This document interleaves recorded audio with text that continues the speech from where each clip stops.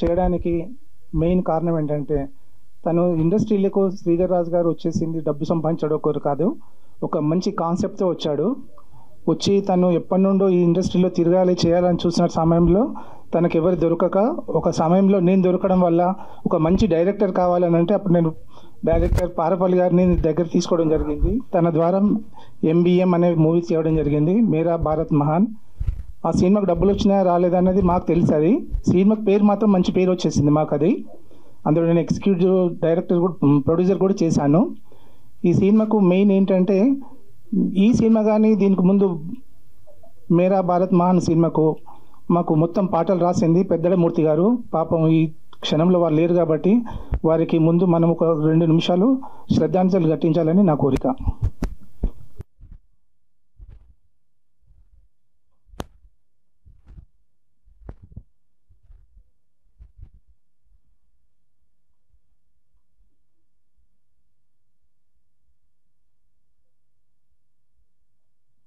నేటి భారతం ఇప్పటి వరకు ఇండస్ట్రీలో ఇంత ధైర్యం చేసేసి ఒకే క్యారెక్టర్ తోటి నేటి భారతం అనే మూవీ తీయడం అనేది రియల్గా కూడా శ్రీధర్ అన్నను చాలా ఎలా ఆయనను అప్రిషియేట్ చేయాలో నాకు అర్థం అవడం లేదు. ఆయన ఎప్పటి నుండో కష్టపడుతూ అదే భరత్ గారిని దగ్గర పెట్టుకొని నేటి భారతం అనే మూవీ తీసేసి ఒక డబ్బుల కొరకు కాకుండా సమాజం ఎలా చెడిపోతుంది, ఈ రాజకీయ నాయకులు ఈ పార్టీల వల్ల ప్రజలు ఎంత లాస్ అవుతున్నారు అనే ఒక కాన్సెప్ట్ తోటి ఈ మూవీ తీసుకురావడం జరిగింది.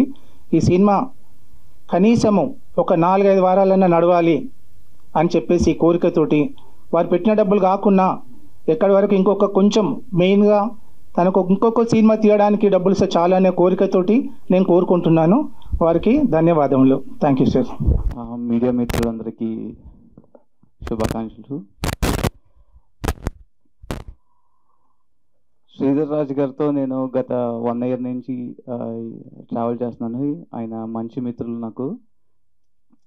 ఈ సినిమా గురించి మొదట విన్నప్పుడు రీసెంట్గా నేను సినిమా చూడడం కూడా జరిగింది. మీరు క్యారెక్టర్ టైటిల్ నేమ్ చూసుకున్నట్లయితే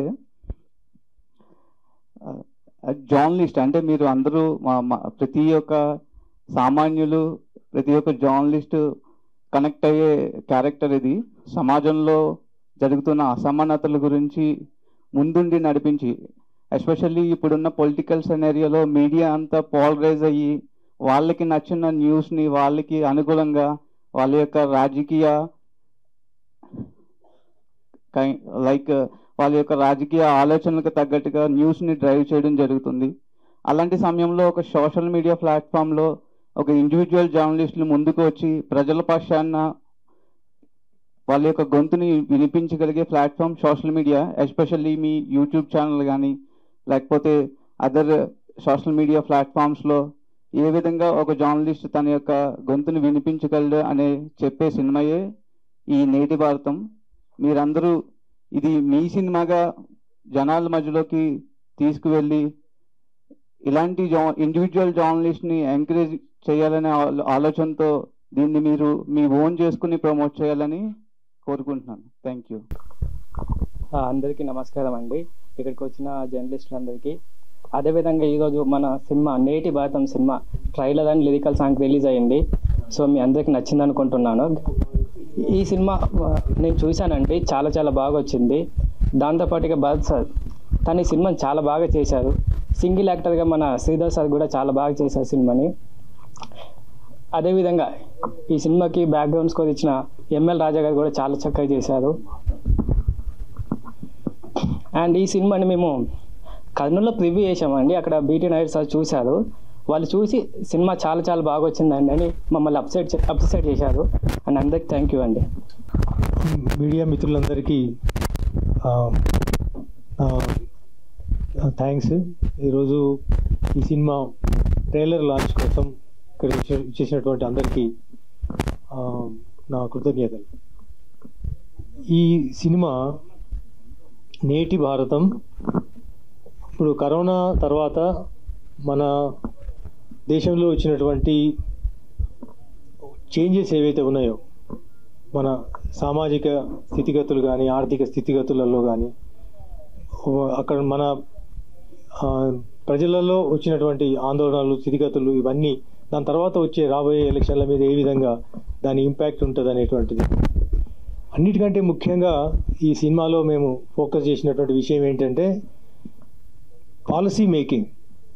ఒక ప్రభుత్వం అనేటువంటిది, నాయకులు అనేవారు పాలసీలను తయారు చేసినప్పుడు వాటి నిర్ధారించడం కానీ, వాటిని అసెంబ్లీలో కానీ, పెద్దల సభలో కానీ, అది పార్లమెంటులో కానీ వాటిని ఏ విధంగా ప్రజల ముందుకు తీసుకురావడానికి కాన్సెప్చువలైజ్ చేస్తారు, ఎట్లా నిర్వచిస్తారు, ఆ నిర్వచించినటువంటి ఈ పాలసీలను ప్రజలకు అందే విధంగా ఏ విధంగా అమలు చేస్తారు అనేటువంటిది, దాని వెనుక ఉండేటువంటి రాజకీయం ఏ విధంగా ఉంటుంది, ఆ నాయకుల స్వార్థాలు ఏ విధంగా ఉంటాయి, ప్రజల కష్టాలు ఏ విధంగా ఉంటాయి అనేటువంటి నేపథ్యం లోపట ఈ కొన్ని ఇష్యూస్ను, సోషల్ ఇష్యూస్ను తీసుకొని, ముఖ్యంగా అమరావతి రాజధాని ఇష్యూ కానీ, ఈ కార్పొరేట్ సంస్థలకు పబ్లిక్ సెక్టార్ యూనిట్స్ను, ప్రభుత్వ రంగ సంస్థలను ఏ విధంగా ప్రైవేటైజ్ చేస్తున్నారనేటువంటి దాంట్లో ముఖ్యంగా మన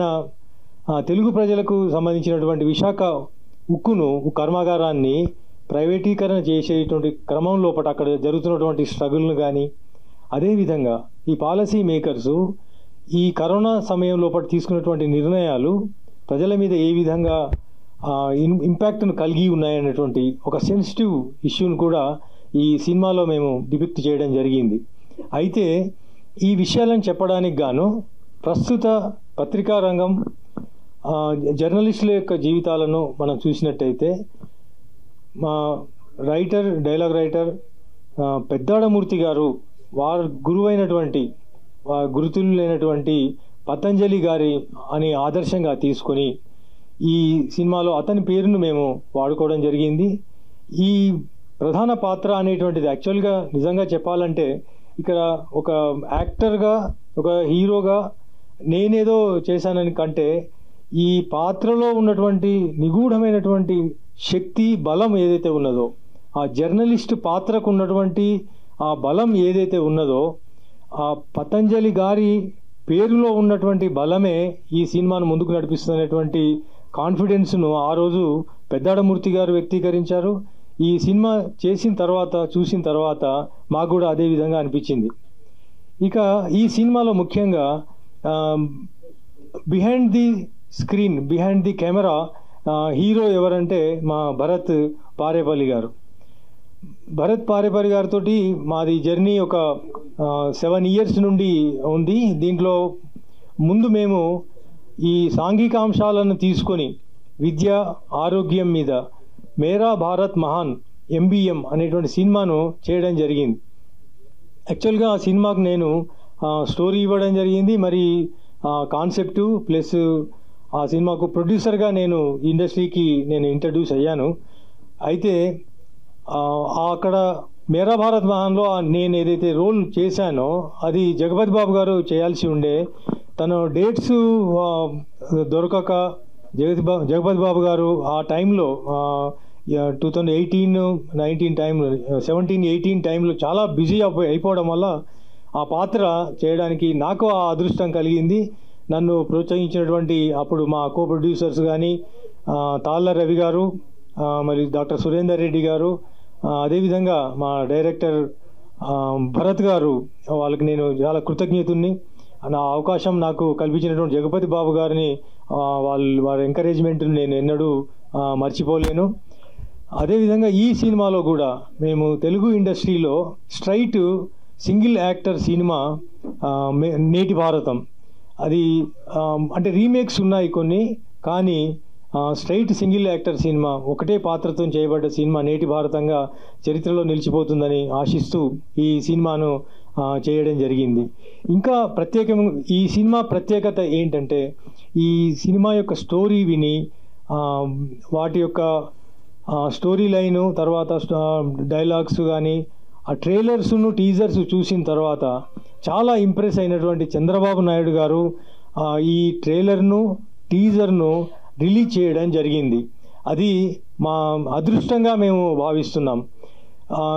ఈ విధంగా చంద్రబాబు నాయుడు గారి దగ్గరికి మమ్మల్ని తీసుకెళ్ళి వారికి ఈ సినిమా స్టోరీని చెప్పి, దీని ప్రత్యేకతని చెప్పి, ముఖ్యంగా ఏంటంటే మనం ఎన్నో సినిమాలు చూస్తున్నాం, అటు రామ్ గోపాల్ వర్మ గారు తీసినటువంటి సినిమాలు కానీ, ఇప్పుడు వచ్చినటువంటి రాజధాని ఫైల్స్ సినిమా కానీ, అంతకుముందు కాశ్మీర్ ఫైల్స్ కానీ, కేరళ స్టోరీస్ కానీ, ఇవన్నీ సినిమాల్లో మనము ఏదో ఒక రాజకీయ నాయకునో పార్టీనో కార్నర్ చేసి తీసినటువంటి విధంగా ఉంది. లేదా ఒక వ్యక్తిని విమర్శించినట్టు, ఒక విధానాన్ని విమర్శించినట్టు ఉంది. కానీ ఈ సినిమాలో పాలసీ డిస్కషన్ జరిగింది.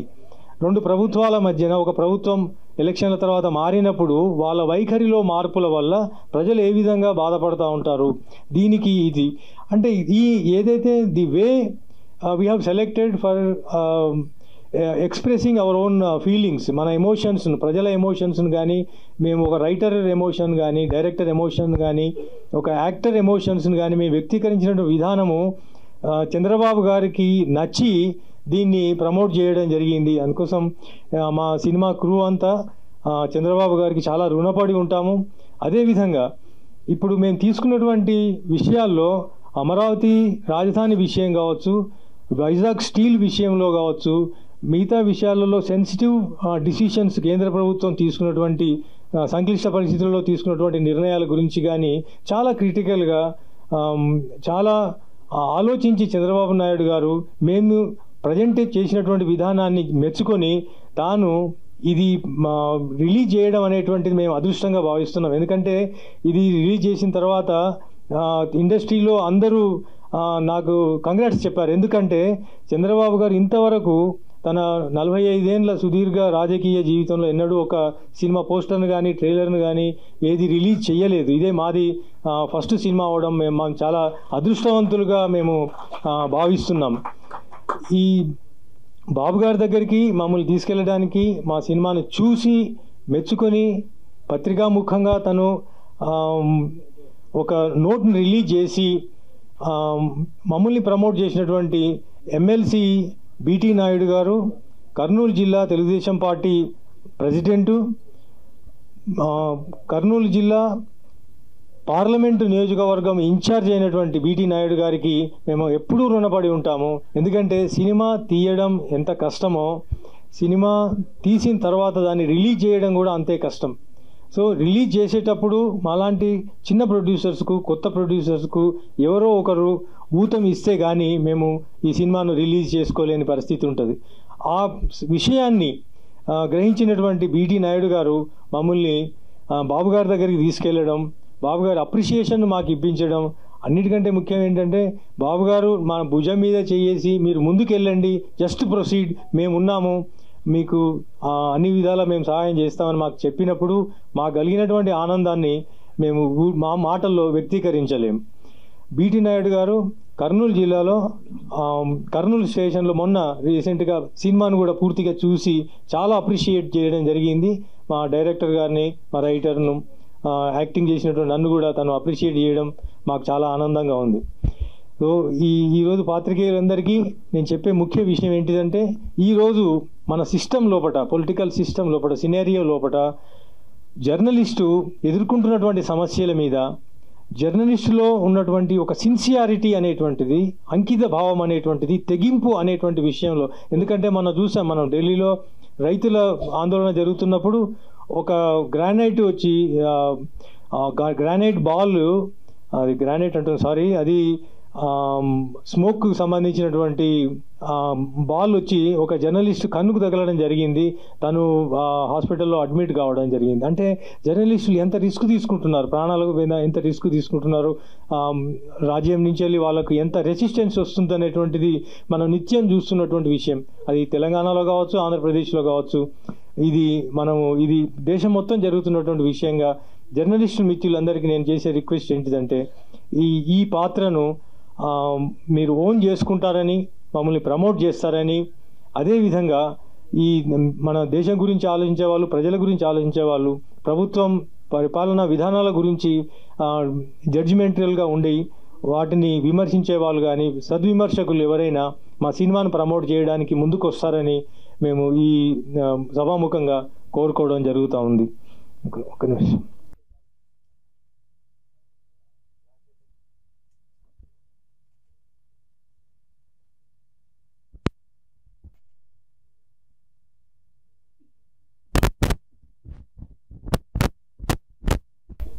ట్రైలర్స్, 2 రకాల ట్రైలర్సు, అట్లాగే ఒక సాంగ్ లిరికల్ ఏదైతే ఉందో వీటికి ఎటువంటి కాపీరైట్ ఏమీ లేదండి.